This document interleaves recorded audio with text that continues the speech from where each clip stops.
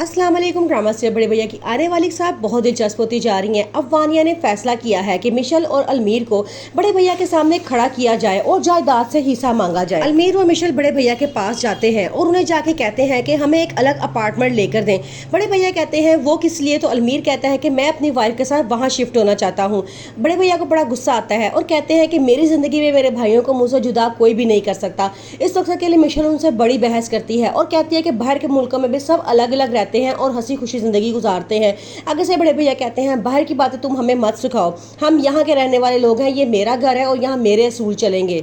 दूसरी तरफ शुएब जो फरीहा को मोहब्बत के झांसे में फंसा रहा है, उसे कहता है कि तुम्हें कुछ दिनों के लिए अपने घर चले जाना चाहिए, अपने बहन भाइयों से मिलना चाहिए। लेकिन फरीहा साफ इनकार कर देती है और कहती है कि मेरी पूरी कायनात आप और मेरी बेटी हैं, मुझे उनसे मिलने की कोई जरूरत नहीं है। फरीहा के दिल में अभी भी गुस्सा है। वो समझती है कि शायद उसके बड़े भैया ने गलत हरकत की है, लेकिन वो ये नहीं जानती कि उसका हस्बैंड कितना चालाक है और उसने कितनी चालाकी से ये सब कुछ किया है।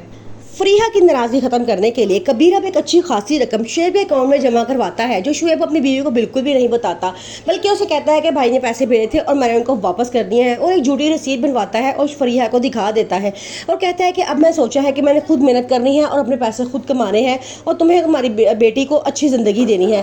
फरीहा ये सुनती है तो बड़ा खुश हो जाती है और कहती है ठीक है, अब हम किसी का एहसान नहीं लेंगे। वो ये समझ रही होती है कि शायद उसका हस्बैंड ठीक हो चुका है, लेकिन ऐसा नहीं होता। शुएब अभी भी उसे धोखे में रख के बड़े भैया से पैसे ले रहा होता है और इस बात का उसे नहीं पता होता। कबीर अभी भी परेशान है कि वो कौन सी औरत थी जिसने महविश को फोन किया था और उसकी वजह से महविश का मिसकैरेज हो गया। वो बार बार अस्पतालों के चक्कर लगा रहा होता है और वानिया के सामने भी इसका जिक्र कर रहा होता है ताकि वानिया खुद ही बता दे। लेकिन वानिया बड़ी चालाक लड़की होती है। वो कहती है कि मैंने कच्ची गोलियां नहीं खेली, मुझे पकड़ना इतना आसान नहीं है।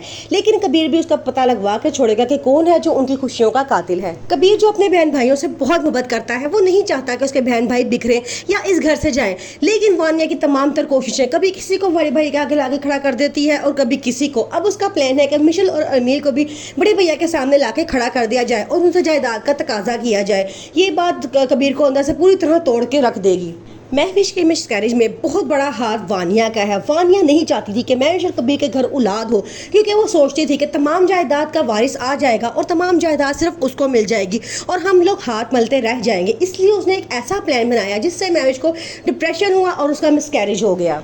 माँ बाप की वफात के बाद कबीर ने इस घर को बड़े प्यार से पाला, सब बहन भाइयों को बड़ा किया, उनकी शादियाँ की और बहुत बिजनेस में तरक्की की। जब आज उसके सब बहन भाई उनके खिलाफ खड़े हो गए हैं तो ये बात बड़े भैया के लिए बहुत दुखी है।